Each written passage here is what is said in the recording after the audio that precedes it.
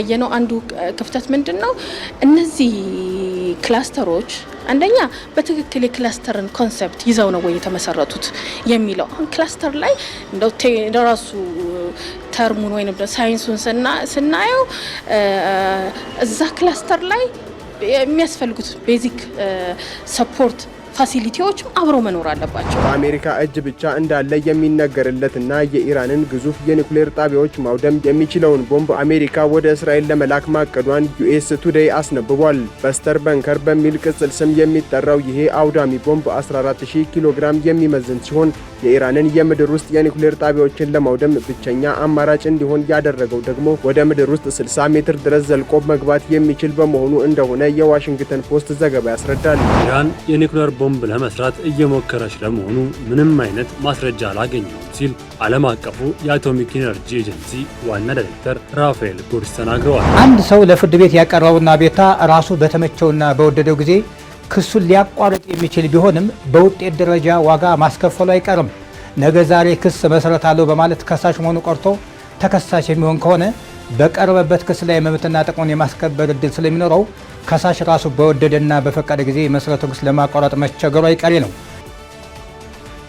ሰላም ጤና ይስጥልን ውድ ሀገሬ ቴሌቪዥን ተመልካቾች እንደምን አመሻችሁ። ከሀገሬ ቴሌቪዥን የሰዓቱን መረጃዎችን ይዘን ቀርበናል። ሙሴ ከበደ ነኝ። እስከ ፍጻሜው አብራችሁን ቆዩም። በቀዳሚነት የተመለከትናቸው ርዕሰ ጉዳዮች አመራሉ። በሴቶች የወር አበባ ንጽህና መጠበቂያ ላይ የተጣለው 10 በመቶ ግብርና 15 በመቶ የተጨማሪ እሴት ታክስ እንዲነሳ ጠይቋል። ጤና ሚኒስቴር በበኩሉ ታክሱን ለማስነሳት እየሰራው ነው ያለ ሲሆን ጉዳዩን አስመልክቶም ለሌሎች ባለድርሻ አካላት ጥሪ አቅርቧል። እሱ ባለዋሻው ባለድርሻ አካላትን አነጋግሮ ተከታዩን ጥንቅር አዘጋጅቷል። እያንዳንዷ ልጃገረድ የወር አበባ ምርቶችን፣ ንጹህ መጸዳጃ ቤቶችን፣ አስተማማኝ ቦታዎችንና ትክክለኛ መረጃዎችን ማግኘት መቻሏን ማረጋገጥ አለብን። ስሜ ሜሮን ታሪኩ እባላለሁኝ። የመጣሁት ከተስፋ ብርሃን ሁለተኛ ደረጃ ትምህርት ቤት ሲሆን የ12ኛ ክፍል ተማሪ ነኝ። 7ኛ ክፍል ተማሪ ያለው ነበረ የወር አበባ የመጣውና ከኔ ከተወሰነ ጊዜ በኋላ አንዱ ጓደኛዬ የወር አበባ ታያለችና በጣም ትደናገጣለች። እኔ እሷን ለማረጋጋት ሞክሬ በሰዓቱ እኔ ጋር ስለነበረ ሰጣኋት። ቤትም ለመናገር ፈራች። ምክንያቱም ቤተሰቦቿ ያንን ነገር አፎርድ ማድረግ እንደማይችሉ ታውቃለች። ስለዚህ የምታደርገው ነገር ግራ ገባት። ማንን እንደምጠይቅና ለባት እኔን አማከረችኝ። እኔም ቢሆን ያው በዛ ሰዓት ተማሪ ስለሆንኩኝ የሷንም የኔንም ሙሉ ከቨር ማድረግ አልችልም። ስለዚህ በዚህ ምክንያት በጣም ብዙ ጊዜ እሷ ደግሞ 5 ቀን ነበረ የሚቆየው ፔሪዷ እና ቢያንስ 3 ቀን ምናምን ትቀራለች። ኤሌመንተሪ ያለኝ በጣም ብዙ ማቃቸው በዚህ ምክንያት ከትምህርታቸው ያቋረጡ ተማሪዎች አሉ። መግዛት ከጀመርኩበት ጊዜ ጀምሮ የቀነሰ አጋጣሚ አላጋጠመኝም። እየጨመረ ነው የመጣው። ከረንትሊም እየጨመረ ነው፣ አልቀነሰም። እንኳን ፓድ ቀርቶ ሌላ ትናንሽ ነገሮችን ምግቡን እንኳን አፎርድ ማድረግ የማይችል ተማሪ አለ እና በጣም ያስቸግራል። መጀመሪያ የነበረው ታክስ ያው እንደ ማንኛውም ኢምፖርትድ ጉድ ወደ 30% ታክስ አለበት። ከዛ በኋላ ደግሞ እንደገና ቫት አለበት 15%። ስለዚህ አሁን እንግዲህ እስካሁን ድረስ የተሰሩት አድቮኬሲዎች ያመጡት ለውጥ ምንድነው? 30% ታክስ የነበረው ወደ 10% ዝቅ እንዲል አድርጎታል ማለት ነው። አሁንም ግን ምን አለበት? 10% አለበት። እንደገና ደግሞ ቫት ደግሞ ይጨምርበታል እንደማንኛውም ጉድ። ግዴታ የሆኑ ነገሮች ላይ ሁሉንም የማህበረሰቡን ክፍል በማከለ ደረጃ ቢሆን ባይነኝ። ሁሉንም እንዴት ነው ኢቨን መንገድ ላይ የሚኖሩ እህቶቻችን አሉ አይደለ? በ2 ቀንና በ3 ቀን ምግብ የሚያገኙ እንኳን አይደለም ሳኒታሪ ፓድ ለመግዛት ቀርቶ እነሱንም ያማከለ ቢሆን የሚወሰነው ውሳኔ ላይ እንዴት ነው ኖርማሉን ማህበረሰብ ብቻ ሳይሆን ሎ ሌቭል ላይ ያሉትን ማህበረሰቦች ያማከለ አይነት ውሳኔ ቢወሰን ሴቶችንም ማህበረሰቡንም ሰፖርት ከማድረግ አንፃር የሚመለከታቸው አካሎች ታክሱን ዜሮ ቢያደርጉልን። ምክንያቱም ይሄን ነገርኛ ከዚህ ዋጋ ባነሰ መጠቀም መገልገል እንፈልጋለን። ከጤናችን ጋር የጤና ጉዳይ ነው፣ የሌላ ነገር አይደለም። የምቾት ወይም ደግሞ የሌላ ጉዳይ ስላልሆነ በተቻለ መጠን ታክሱን ዜሮ ቢያደርጉልን። በእኛ ሀገር ውስጥ ሪዘብል የሚያመርቱ አካላት የሚያስገቧቸው ግብአቶች ላይ 0% ታክስ እንዲኖርና ቫትም እንዲነሳ የማድረግ። ሁለተኛ ነገር ደግሞ ዲስፖዘብል አብዛኛው እንግዲህ አሁን በተለይ ከተማ ውስጥ ተማሪዎች የሚጠቀሙ ዲስፖዘብል ምንላቸው ናቸው። እነዚህ ሞዴስ ብለው የሚገዟቸው ናቸው። እነሱም ላይ ደግሞ ይሄ አፕላይ ያደረገው ታክስ አሁንም አፕላይ አድርጎ ወደ 0% እንዲመጣ የማድረግ ስራ ነው ወይ ደግሞ ታርጌት ነው ያዝነው ማለት። የህግ በኦቨርናይት የሚስተካከል ነገር አይደለም፣ የራሱ ሂደት አለው። ባለፈው ጊዜያት ትክክል ነው መቀነስ አለበት የሚለውን ነገር ምክር ቤቱ አምኖ ቀንሷል። አሁንም ያለበት ሁኔታ እየተጠና እየተሻሻለ የሚሄድ ነገር ነው። ለዚህም የሆኑ ነገሮች በሂደት ይሰራሉ ብዬ አስባለሁ። በርካታ ቁጥር ያላቸው ተማሪዎች ከትምህርት ቤት እየቀሩ ስፔሻሊ ገጠሩ ማህበረሰብ ደግሞ ለዚህ እየታደለ አይደለም፣ መልካም አጋጣሚ እየሆነለት አይደለም። ስለዚህ ለዚህ ህዝብ የሚሆን መፍትሄ ሊፈለግ ይገባል። ጤና ሚኒስቴር ለዚህ ተገቢውን ምላሽ መስጠት እንደሚጠበቅበት ክትትል እየተደረገ ነው። አሁንም ይሄ ጉዳይ እንዲቀንስ ሀሳብ የማቅረብ ኃላፊነት አለበት። ከ30 ወደ 10 ስናመጣ እኮ ገንዘብ ሚኒስቴር፣ ሌሎች ገቢዎች ሚኒስቴር፣ ሌሎች ባለድርሻ ጉዳዮች እኮ ስላመኑበት ነው፣ ጠቀሜታውን ስላመኑበት ነው። በጣም ችግሩ ሰፊ ውስብስብ በእኛ ሴት ልጆች እህቶቻችን ላይ እናቶች ላይ ተጽዕኖውን ስላመኑበት ነው። አሁንም ከ10 ወደ 0 ያመጣሉ አያመጡም የሚሉበት እንትን የለም፣ እየተሰራበት ነው። እንደውም ገንዘብ ሚኒስቴር፣ ገቢዎች ሚኒስቴር፣ የሴቶችና ማህበራዊ ጉዳይ ሚኒስቴር እና ሌሎች ባለድርሻ አካላት እስከ ዶነሮችም ጭምር አብረን እየሰራ ነው ከ10 ወደ 0 ለማምጣት። የአነስተኛና መካከለኛ አምራች ኢንተርፕራይዞች ከሌሎች ሀገራት አንጻር በሚገባቸው ልክ እንዳላደጉ ተገልጿል። የፖሊሲ ጥናት ኢንስቲትዩት ኢንተርፕራይዞች ያላቸውን እድሎች፣ የሚያጋጥሟቸውን ተግዳሮቶችና የፖሊሲ አማራጮችን በተመለከተ አውደ ጥናት አካሂዷል። ኃይለ ገብርኤል ታደሰ የአነስተኛና መካከለኛ አምራች ኢንተርፕራይዞች የሚያጋጥሟቸውን ተግዳሮቶች፣ የሚያገኟቸውን እድሎችና ችግሮችን ለመፍታት ያስችላሉ የተባሉ የፖሊሲ አማራጮችን ለማሳየት ያለመ አውደ ጥናት ተካሂዷል። የፖሊሲ ጥናት ኢንስቲትዩት ባዘጋጀው በዚህ አውደ ጥናት ላይ አምራች ኢንተርፕራይዞችን በተመለከተ ጥናታዊ ጽሑፍ የቀረበ ሲሆን የጥናት ቡድኑ አስተባባሪና አቅራቢ የሆኑት ዶክተር ነጻነት ጆቴ አነስተኛና መካከለኛ አምራች ኢንተርፕራይዞች ለኢኮኖሚው ዋና መሰረት መሆናቸውን፣ በስራ ዕድል ፈጠራም ከፍተኛ ሚና እንደሚኖራቸው ተናግረዋል። በተሰራው ጥናት መሰረትም ያጋጥሟቸዋል ባሉት ጉዳዮች መካከልም በማበረታቻነት የሚሰጧቸው ላይ መሰራት እንዳለበትና የፋይናንስ ችግርም በተደጋጋሚ እንደሚያጋጥሟቸው ዶክተር ነጻነት ገልጸዋል። ኢንሴንቲቭ ፓኬጅ ላይ መሰራት እንዳለበት እነሱን ማኒፋክቸሪንግ ሴክተሩን ታርጌት ያደረገ የኢንሴንቲቭ ወይንም ደግሞ ማበረታቻ መቀረጽ እንዳለበት ያሳያል ማለት ነው። የሰው ኃይል ዴቨሎፕመንት ለአንድ ኢኮኖሚ መሰረትም የሰው ኃይል ዴቨሎፕመንት ነው እና የሰው ኃይል ላይ ያየነው ምንድነው እነዚህ ለነዚህ ኢንተርፕራይዞች ማነቆ ምንድነው?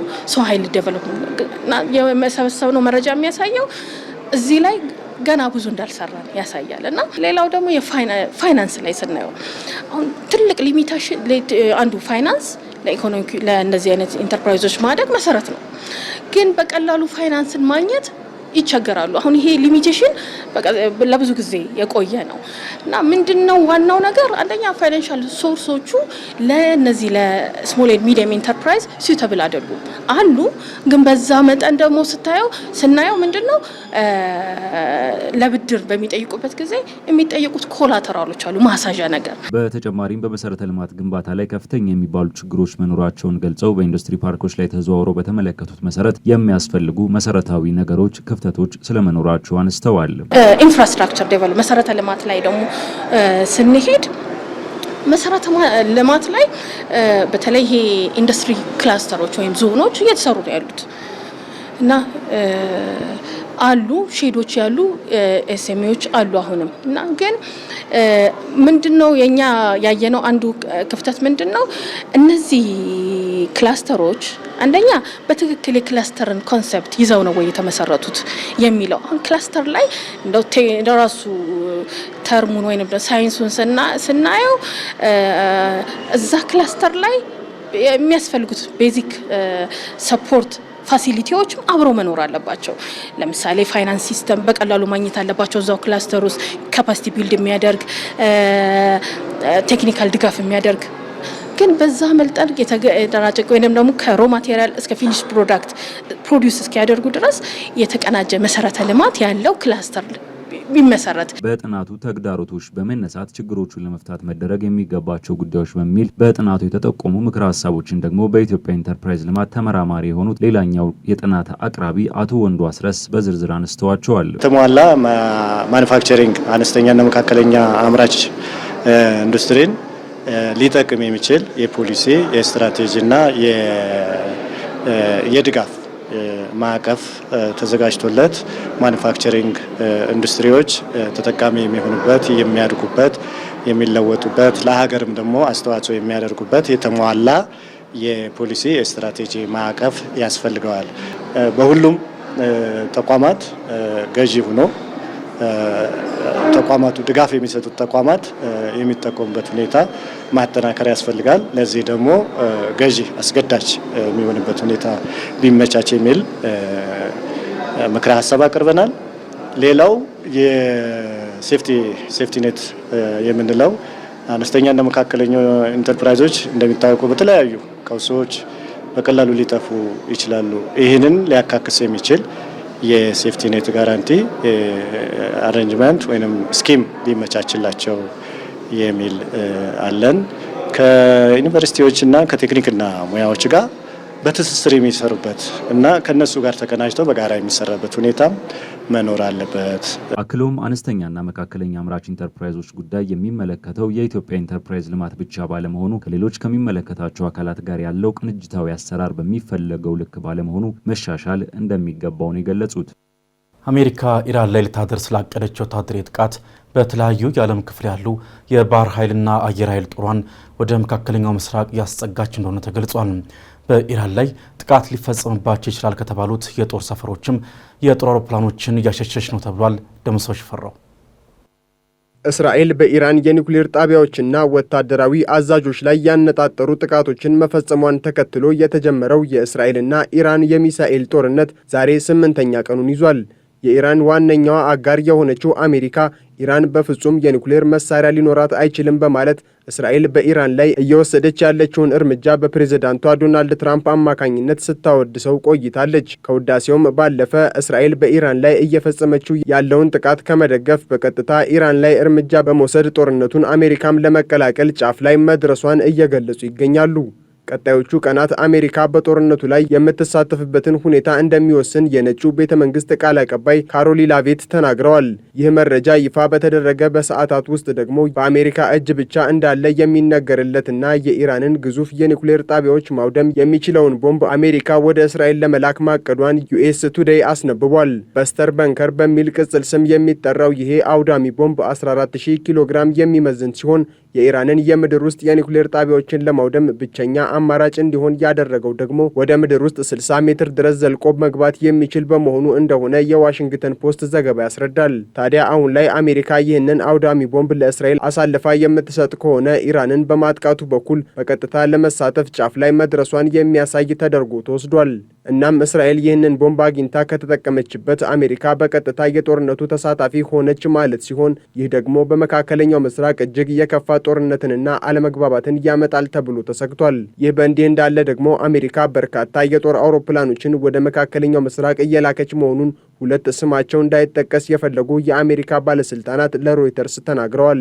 ባለስልጣናቱ በተጨማሪም ኒሚትዝ የተባለችው የአሜሪካ አውሮፕላን ተሸካሚ መርከብ ቀድሞ ከነበረችበት የደቡባዊ ቻይና ስትራቴጂካዊ ቦታ በመነሳት ወደ መካከለኛው ምስራቅ እያመራች ነው ብለዋል። ኒሚትዝ ተዋጊ ጀቶችን ጨምሮ 5000 ወታደሮችንና ከ60 በላይ የጦር አውሮፕላኖችንና ተዋጊ ጀቶችን የመያዝ አቅም ያላት የጦር መርከብ ናት። ይህም ኢራንና እስራኤል ከዚህ በፊት ታይቶ በማይታወቅ ግልጽ ጦርነት ውስጥ በገቡበት በዚህ ሰዓት አሜሪካ ዘላቂነት ለሚኖረው ዘመቻ የአየር ኃይሏን በከፍተኛ ሁኔታ እያጠናከረች መሆኑን ይጠቁማል ተብሏል። ኢራን ጦርነቱ ከተጀመረበት ቀን አንስቶ አሜሪካ ለእስራኤል ወታደራዊ ድጋፍ ካደረገች እንዲሁም በኢራን ላይ ጥቃት ለመፈጸም ከሞከረች በመካከለኛው ምስራቅ የሚገኙ የአሜሪካ ወታደራዊ ሰፈሮችን እንደምታወድም ደጋግማ እያስጠነቀቀች ትገኛለች። ይህንንም አስመልክቶ በአሜሪካ ባህር ኃይልና አየር ኃይል በኩል እየታዩ ያሉ እንቅስቃሴዎች ራስን የመከላከል እንደሆነና ኢራን አሜሪካውያንን ኢላማ ካላደረገች በስተቀር ጥቃት የመሰንዘር እቅድ እንደሌለ ፔንታገን አስታውቋል። የአሜሪካው ፕሬዝዳንት ዶናልድ ትራምፕ ትላንት እንደተናገሩት ኢራን ከእስራኤል ጋር ለመነጋገርና ውጥረቱን ለማርገብ ትፈልጋለች። የኢራን ወታደራዊ ትጥቅ ማምረቻና ወታደራዊ ቤዝ ናቸው የሚባሉትን የምድር ስር ጣቢያዎችን ለማውደም አሜሪካ ትጠቀምበታለች ተብሎ የሚጠበቀው ሌላኛው የአሜሪካው የመጨረሻው ቴክኖሎጂ ውጤት የሆነው ቢ21 ሬንጀር ጄት ሲሆን በአሁኑ ሰዓት አሉ የተባሉ የራዳር ቴክኖሎጂዎችን አልፎ የትኛውንም አካባቢ ማጥቃት ይችላል ተብሏል። ቢ21 በዋነኝነት የተሰራበት ዓላማ የምድር ስር ዋሻዎችን ለማውደም ለማውደም የተዘጋጀውን በአሜሪካ እጅ ብቻ የሚገኘውን GBU 57 የተሰኘው ግዙፍ ሰርጓጅ ቦምብ ለመጠቀም ነው። የቦምቦች እናት በመባል የሚታወቀው GBU 57 አንድ ጊዜ ከተወረወረ የትኛውንም አይነት ጠንካራ አለቶችን እስከ 60 ሜትር ድረስ ጠርምሶ ገብቶ ማፈንዳት ይችላል ተብሏል። እንደሚታወቀው የኢራን ወታደራዊ ማዘዣና ትጥቅ ማምረቻዎች ከምድር በታች እስከ 200 ሜትር ገደማ በጥልቀት ተራራ ተቦርቡሮ የተሰሩ ሲሆን ከዛም ውጪ በተለያዩ ጠንካራ ተደራራቢ የብረት በሮች ተከፋፍለው የተሰሩና አጠቃላይ የሚሸፍኑት ርዝመትም 5000 ኪሎ ሜትር ይጠጋል ተብሎ ይገመታል። አሜሪካ እንዲሁም የኔቶ አባል ሀገራት የኢራንን የኒውክሌር አቅም በተመለከተ ለዓመታት የዘለቀ ድርድር ሲያደርጉ ቢቆዩም ዶናልድ ትራምፕ በቀደመው የስልጣን ዘመናቸው አሜሪካ ከስምምነቱ እንድትወጣ አድርገዋል።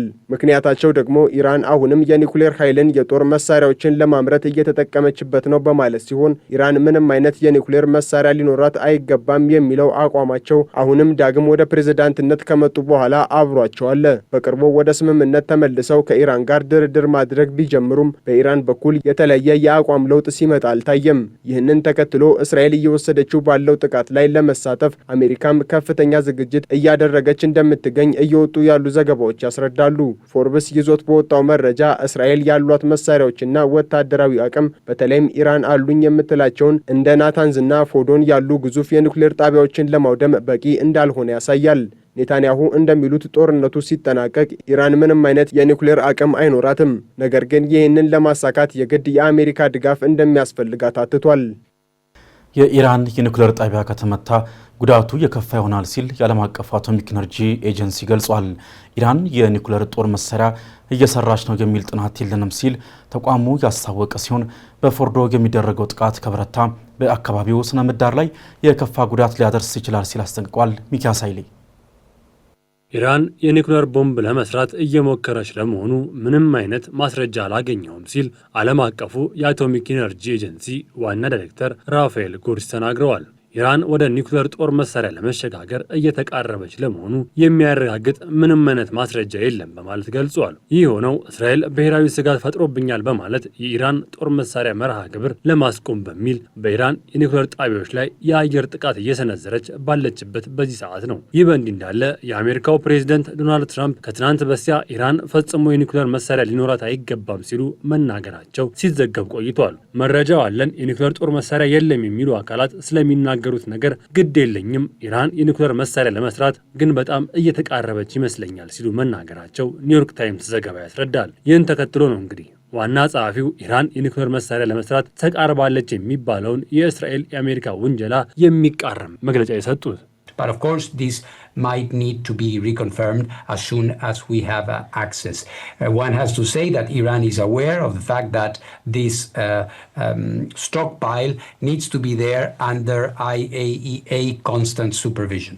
ዓለም አቀፉ አቶሚክ ኢነርጂ ኤጀንሲ በተለያዩ ደረጃ ያሉ የአቶሚክ ኃይል እንቅስቃሴ ምን ይመስላል ሲል የተለያዩ ጥናቶችን ያከናውናል። በኢራን ውስጥም ያለው እንቅስቃሴ ይፋ ባደረገበት መግለጫው ኢራን የኒውክሌር ጦር መሳሪያ ለማምረት አልደረሰችም ሲል ተናግሯል። ከሰሞኑን ወደ እስራኤል የተኮሱ ያሉ ሚሳኤሎች በቀጥታ የኒውክሌር ጣቢያዎችን ባይጎዱም ሳምንት በሞላው ጥቃት የኒውክሌር ጣቢያዎች መሰረተ ልማቶች እያፈራረሱት እንደሆነ ዓለም አቀፍ ሚዲያዎች እየዘገቡ ይገኛሉ። እንዲሁም ከኒውክሌር ጣቢያ ስራ ጋር ተያያዥነት ያላቸው ተቋማት እየወደሙ እንደሆነም ተናግረዋል። እነዚህ ሂደቶች የራዲዮሎጂካል ወይም ጨረራ ጉዳቶች ለረጅም ጊዜ እንዲቆዩ ሊያደርገው ይችላልም ሲልም በመግለጫው ገልጿል። ጃፓን በሁለተኛው ዓለም ጦርነት በሂሮሺማና ነጋሳኪ በተሰኙ ከተሞቿ ላይ በደረሰው የአቶሚክ ቦምብ ጥቃት የደረሰባት ጉዳት ለዘመናት የዘለቀ እንደሆነ ዘገባዎች ያሳያሉ። አሁንም ወደ ኢራን የሚተኮሱ መሳሪያዎች በናታንዝ፣ ኤስፋን፣ አርክ በተሰኙ የኒውክሌር ጣቢያዎች የደረሱ ያሉ ጥቃቶች ለዘመናት የሚቆዩ የጨረራ ጉዳቶች ሊያስከትሉ እንደሚችሉ እየተነገረ ይገኛል። የጨረራ ኃይል ጉዳት የሰዎች የዘረመል ሁኔታ ሊያዛባ የሚችሉ ጉዳቶች የሚያስከትሉ ሊሆን እንደሚችሉ ጠቁመዋል። በጨረራ ምክንያት በጃፓን ከተሞች ሂሮሺማና ነጋሳኪ ላይ ሰዎች የተለመደውን የስነ ፍጥረት ሂደት ያበላሸ ጉዳት ማስከተሉ ይታወሳል። የዓለም አቀፉ የአቶሚክ ኤጀንሲ በአካባቢው እያደረገ ያለው ጥቃት አስጊ ነው ሲል ባወጣው ሪፖርቱን ጠቅሷል። በአስገራሚ ሁኔታ ባለፉት 3 ዓመታት 2 ጦርነቶች የኒውክሌር ጦር መሳሪያ የታጠቁ ሀገራት መካከል እየተከናወነ ነው። ይህ ደግሞ የኒውክሌር ሕጎችን ይጥሳል ሲሉ የኤጀንሲው ዋና ዳይሬክተር ራፋኤል ግሮሲ ተናግረዋል። የምዕራቡ ዓለም ሀገራት እንደሚሉት ኢራን የኒውክሌር ጦር የላትም፣ ለማምረት አልተቃረበ አልተገደበችም። የኤጀንሲው መርማሪዎች ወደ ቦታው እየሄዱ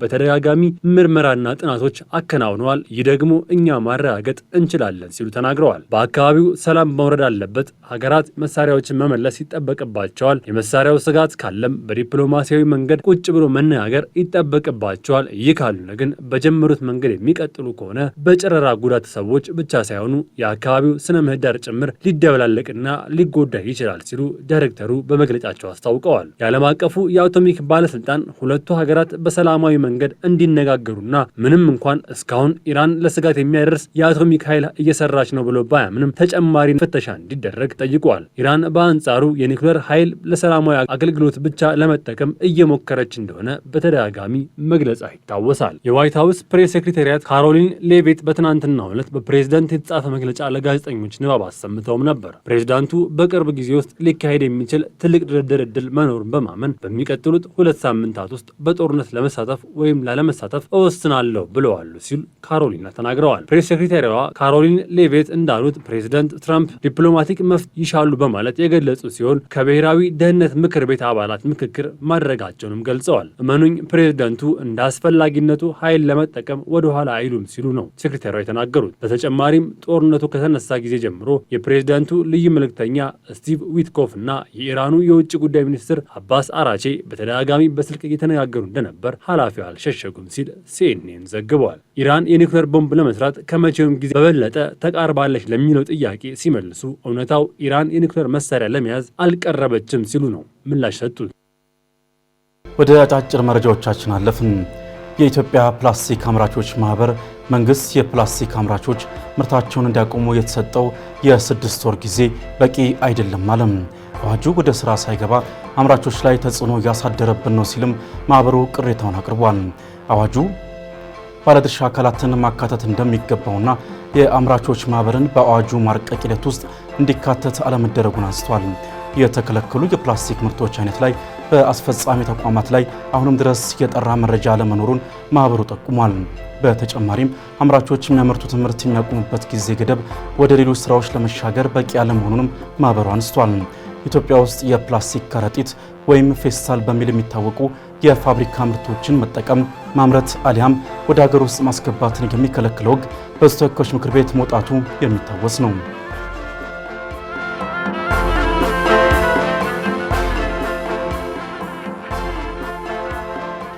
በግብርና ምርቶች ዘርፍ የተሰጠው የደላላነት ፈቃድ ሙሉ በሙሉ መሰረዙን የንግድና ቀጠናዊ ትስስር ሚኒስቴር አስታወቀም። የሚኒስቴሩ ሚኒስትር ዴኤታ ዶክተር አብዱል ሐኪም ሙሉ እንደገለጹት በዘርፉ ምንም አይነት እሴት ሳይጨምሩ የንግድ ስርዓቱን የሚረብሹ በርካታ ደላሎች መኖራቸውንና በእህል ምርት፣ በአትክልትና ፍራፍሬ እንዲሁም በቁም እንስሳት ዘርፍ የተሰጠው የደላላነት ፈቃድ ሙሉ በሙሉ መሰረዙን ተናግረዋል። ስረዛውን ተከትሎም ደላሎች ከገበያው እንዲወጡ መደረጉን ጠቅሰው ከ3000 በላይ ደላሎችና አገናኞች ላይ እርምጃ እንደተወሰደባቸው አስረድተዋል። በተመሳሳይ በሲሚንቶ ገበያ ዘርፍ ነፃ የገበያ ስርዓት በመዘርጋት የሲሚንቶ ዋጋ ከግማሽ በታች እንዲቀንስ መደረጉንና የሲሚንቶ ግብይት ስርዓትን ሲረብሹ የነበሩ ደላሎችና በተለያዩ አካላት ስም ሲነግዱ የነበሩ ግለሰቦች ከዘርፉ እንዲወጡ መደረጋቸውን አረጋግጠዋል።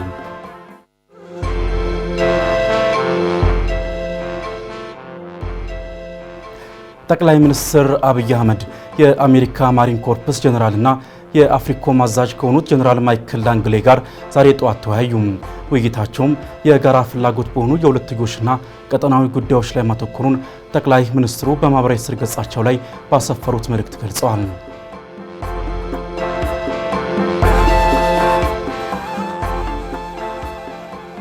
ካቦድ ሪል ስቴት የቤት ገንቢዎች አውደ ርዕይ ሊያዘጋጅ መሆኑን አስታወቀም።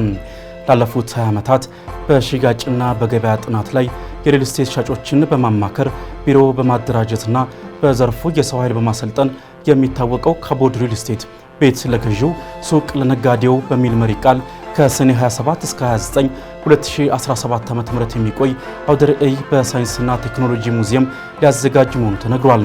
ኤክስፖ ላይ የተመረጡ የሪል ስቴት አልሚዎችና ኃላፊዎች ከመኖሪያ ቤትና የንግድ ሱቅ ፈላጊው ማህበረሰብ ጋር በሰፊው ያገናኛል ተብሎ እንደሚጠበቅም ተገልጿል። በሪል ስቴት ዘርፍ ግንዛቤ አስጨባጭ ውይይቶች እንደሚኖሩም አዘጋጅ ኮሚቴው አስታውቋል። በተጨማሪም በአውደ ርዕዩ ላይ ሪል ስቴቱ ያቀረባቸውን አማራጮች ለህብረተሰቡ ለማቅረብ በካቦድ ማርኬቲንግ ሶሉሽን እና በዶክስ ኢቨንትስ ኩባንያ አስተማማኝ የማማከር አገልግሎት የሚሰጥበት መድረክ እንደሚኖርም አክሎት ጠቁሟል።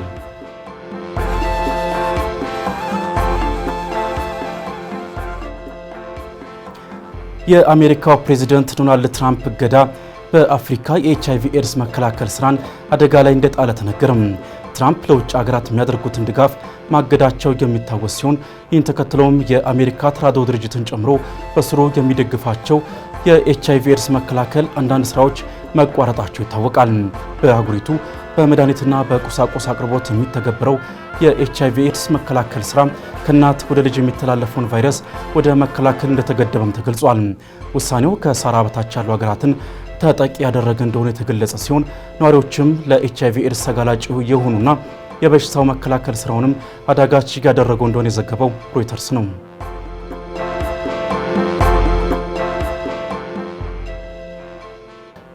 እስራኤል አራክ ከተማ አቅራቢያ በሚገኘውና በግንባታ ላይ በነበረው የኢራን የኒኩሌር ጣቢያ ላይ የፈጸመችው ጥቃት ቁልፍ ህንፃዎችን እንዳወደመች የዓለም አቀፉ የኒኩሌር ተቆጣጣሪ ኤጀንሲ አረጋግጫለሁ አለ።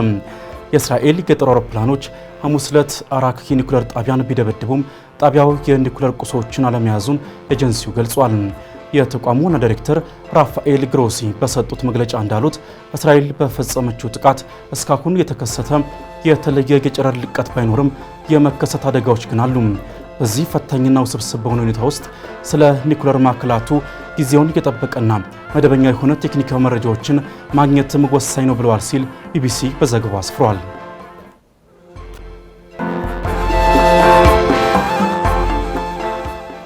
በተከታይነት ወደ ቢዝነስ ጥንቅራችን አለፍን።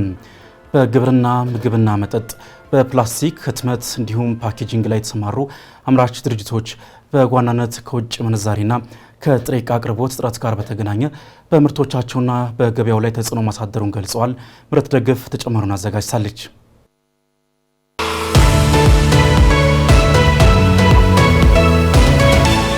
ፕራና ኢቨንት ከፌር ትሬድ ጋር በመሆን 7ኛው አግሮፉድ ፕላስት ፕሪንት ፓክ ኢንዱስትሪ አውደ ርዕይ አዘጋጅቷል። አውደ ርዕዩ በግብርና፣ ምግብና መጠጥ፣ በፕላስቲክ ህትመት እንዲሁም ፓኬጂንግ ላይ የተሰማሩ ዜጎች ከዓለም አቀፍ የዘርፉ አንቀሳቃሾች ጋር የሚያስተሳስር የስራ ዕድል እንደሚፈጥርላቸው ተገልጿል። ኢትዮጵያ የግብርና ምርቶቿን ከማዘመን ጀምሮ በተለያዩ የኢንዱስትሪ ምርቶች ላይ ምርታማነትን እንድትጨምር እንደሚረዳ ተነግሯል። በቡና፣ በፕላስቲክ፣ በህትመትና በሌሎች የኢንዱስትሪ ምርቶች የተሰማሩ ከ140 በላይ ድርጅቶች በአውደ ርዕዩ እየተሳተፉ ይገኛሉ። የምናመርተው ያው የፓኬጂንግ ነው።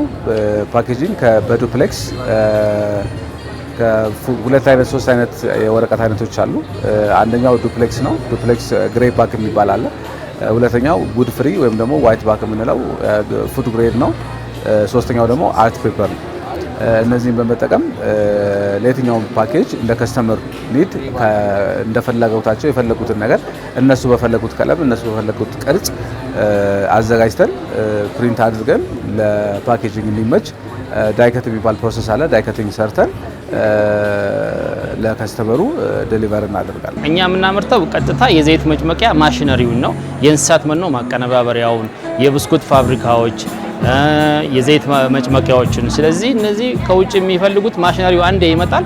በሙሉ የቀሩት ተረፈ ምርቶች ሜን ፕሮዳክቶቹ አገር ውስጥ የሚመረቱ ናቸው። በአሁኑ ወቅት የኢንዱስትሪ ምርት እንዳያድግ ከሚገዳደሩት ነገሮች አንዱ የውጭ ምንዛሪ መጨመር መሆኑ በተደጋጋሚ ሲደመጥ ይስተዋላል። እነዚህ አምራች ድርጅቶችም በዋናነት ከውጭ ምንዛሪ ጭማሪ ጋርና ከጥሬ ዕቃ እጥረት ጋር በተገናኘ በምርቶቻቸውና በገበያው ላይ ተጽዕኖ ማሳደሩን ይገልጻሉ። ምንድነው ጥሬ ዕቃ ያው ብዙ ሀገር ውስጥ እኛ የምንጠቀማቸውን ግብአቶች ሀገር ውስጥ አናገኝም፣ ከውጭ ነው የምናስመጣው። ያው የታወቀ ነው። ከውጭ የሚመጣ ነገር የውጭ ምንዛሪውን አስቸጋሪ ነው። አንዳንዴ የምንፈልገውን ያህል ጥራት ያለው ምርት አናገኝም፣ እንደ ብዛቱም አናገኝም። ያ በጣም ትንሽ ቻሌንጅ አለው። ያው እሱን ከአምራቾች ከወረቀት አምራቾች ከሆኑ ሀገሮች ጋር ቀጥታ የሆነ ግንኙነት ለመፍጠር እየሞከርን ሪሌሽኑን እያጠበቅን ከነሱ ጋር ቀጥታ የማግኘት ስራ እየሰራን ነው። ያው በእኛ ላይ ብቻም ሳይሆን እንደ ሀገር የሀርድ ከረንሲ ችግር አለ። የውጭ ምርት እንደመሆኑ መጠን ይህንን ነገር ለማስገባት ግርድ ሃርድ ከረንሲው ያስፈልገናል። ያው ሃርድ ከረንሲው ደግሞ እንደ ሀገር ችግር ስለሆነ ይሄ ደግሞ አልፎ አልፎ እያገኘን እየተቀረፈልን ነው። ያው አሁን ላይ ብዙ ጊዜ ፋክተር ብለን የምናስበው ያው የጥሬ ዕቃ ዋጋ መጨመር እንዲሁም ትራንስፖርቴሽን ላይ እና ከባለፈው አመት ኢቨን በጣም ብዙ ለውጥ አለ ዋጋ ላይና ብቻ የተለያዩ የጥሬ ዕቃ እንትኖች ላይ ሀይ የሆነ ፕራይስ ጭማሪዎች አሉ። ከሱ ጋር የተገናኘ ይመስላል። አምራች ድርጅቶቹ ይህ እድል በመመቻቸቱ ምርቶቻቸውን እንደሚያስተዋውቅላቸው የንግዱን ሰንሰለትም እንደሚያሰፋላቸውና ተጠቃሚነታቸውን እንደሚጨምር ለሀገሬ ቲቪ ገልጸዋል። እንግዲህ እዚህ ኤክስፖ ላይ ስንሳተፍ የመጀመሪያችን አይደለም። በጣም በርካታ አመታቶችን እንሳተፋለን። የኤክስፖ ዋና ዓላማ ምንድነው? ከስተመር ማግኘት ነው። የተለያዩ ከስተመሮች ዛሬ ከነጋ ጀምሮ በርካታ ከስተመሮችን አግኝተን እያወራን ያለ ነው። ነገም ተነጎዳም እናወራለን። በዚህ መልኩ የገበያ ትስስር ፈጥሮልናል። ከተለያዩ ድርጅቶች የሚመጡና ብዙ አይነት ኦፖርቹኒቲ ይዘው የሚመጡ ድርጅቶች ይኖራሉ።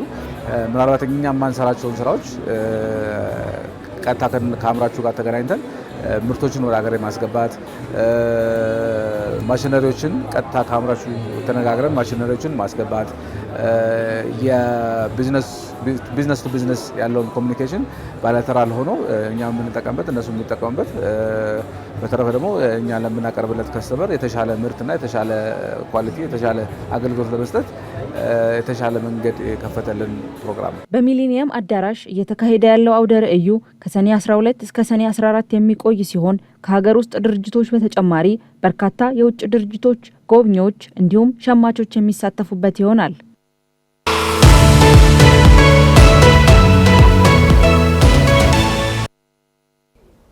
አንድ ግለሰብ ለፍርድ ቤት ያቀረበውን አቤቱታ በወደደው ቀን ማቋረጥ እንደሚችል ሕጉ ይደነግጋል። ይሁን እንጂ በውጤት ደረጃ የሚያስከፍለው ነገር እንዳለም ይሰማል። የሕግ ባለሙያው ክስን በፍርድ ቤት ፍቃድ ስለማቋረጥ በተመለከተ ተከታዩን ጥንቅር አዘጋጅቷል። ወደዛው እንለፍ።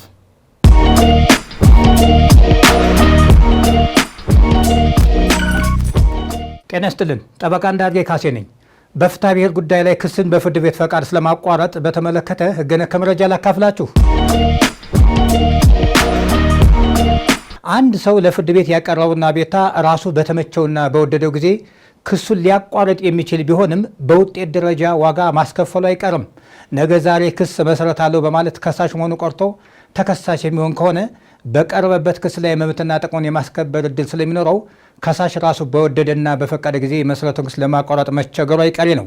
አንዳንድ ሀገራት ከሳሽ ክሱን ለመተው ሲል የፍርድ ቤት ፈቃድ ብቻ ላይጠይቅ ይችላል። የተከሳሽን ፈቃድ ማግኘት ያስፈልጋል። ተከሳሽ ለክሱ መልስ ከመስጠቱ በፊት ከሳሽ ክሱን ለማቋረጥ የተከሳሹን ፈቃድ ማግኘት እንዳለበት የሚቀርጹ ሀገራት አሉ። ከሳሽ በተከሳሽ ላይ የተመሰረተውን ክስ በራሱ ማቋረጥ የሚችለው የፍርድ ቤቱ መጥሪያና ባለ ደርሶ ተከሳሽ መከላከያ መልሱን ከመስጠቱ በፊት እንጂ ተከሳሽ መከላከያ መልሱን ካቀረበ በኋላ ከሳሽ ያቀረበውን ክስ በራሱ ማቋረጥ ወይም መተው መብት ቢሆንም መብት ማሳጣቱ አይቀርም። ክሱን በራሱ ፈቃድ ማቋረጡ ጉዳዩን ከናካቴው እንደተወ ተቆጥሮ በነገሩ ላይ አዲስ ክስ ማቅረብ የማይችልና ለተቃራኒ ወገን ወጪና ኪሳራ የሚከፍል ይሆናል። ከሳሽ በተከሳሽ ላይ ክስ መስርቶ የፍርድ ቤቱን መጥሪያና ባሪ ለተከሳሽ ካላደረሰ ተከሳሽ የተከሰሰ መሆኑን አውቆ መከላከያ መልስ ይዞ ስለማይቀርብ ከሳሽ ክሱን በራሱ ስለተወው ብቻ ክሱን አንስቷል የሚያሳይ ነገር አለመኖሩን መረዳት ያስፈልጋል። የይርጋ ጉዳዮች እንደተጠበቀ ሆኖ በነገሩ ላይ አዲስ ክስ ማቅረብ ወይም ጀምሮት የነበረውን ክስ ከማንቀሳቀስ አይከለከልም። ክስ ከቀረበ በኋላ በማናቸውም ጊዜ ከሳሽ ያቀረበውን ክስ በማንሳት ከተከሳሾቹ አንዱን ወይም ከአንዱ በላይ የሆኑትን ከክስ ውጭ ለማድረግ ወይም ያቀረበውን ክስ በሙሉ ወይም በከፊል ለመተው ይችላል በሚለው ሕግ ውስጥ ክስ ከቀረበ በኋላ በማናቸውም ጊዜ የሚለው ሀረግ የክስ አቤቱታው ለተከሳሽ ከደረሰ በኋላ ሆኖ ፍርድ ከመሰጠቱ በፊት መሆኑን መገንዘብ ይቻላል። ከሳሽ ክሱን ማንሳት የሚችለው ፍርድ ከመሰጠቱ በፊት ባሉት የክርክር አመራሮች ውስጥ ስለሆነ ጉዳዩ ክርክር ተደርጎበት ምስክርና ማስረጃ ተሰምቶ ፍርድ ብቻ የሚጠባበቀውን ጉዳይ ከሳሽ ክሱ እንደማያዋጣው እዛ ውስጥ ሆኖ ሲከታተል ቆይቶ ቀደም ብሎ ያልታየውን የክርክር ስልት ያላቀረበውን ማስረጃ ጭምር በአዲስ መልክ ተዘጋጅቶ አዲስ ክስ ለመመስረት እድል የሚሰጠው ስለሆነ መቋጫ ወደ ሌለው ክርክር ይወስደናል። ከቅን ልቦና ውጭ የሚከራከሩ ወገኖችንም በእጅጉ የሚያበረታታ ስለሆነ ጥንቃቄ ማድረግ ያስፈልጋል። አመሰግናለሁ።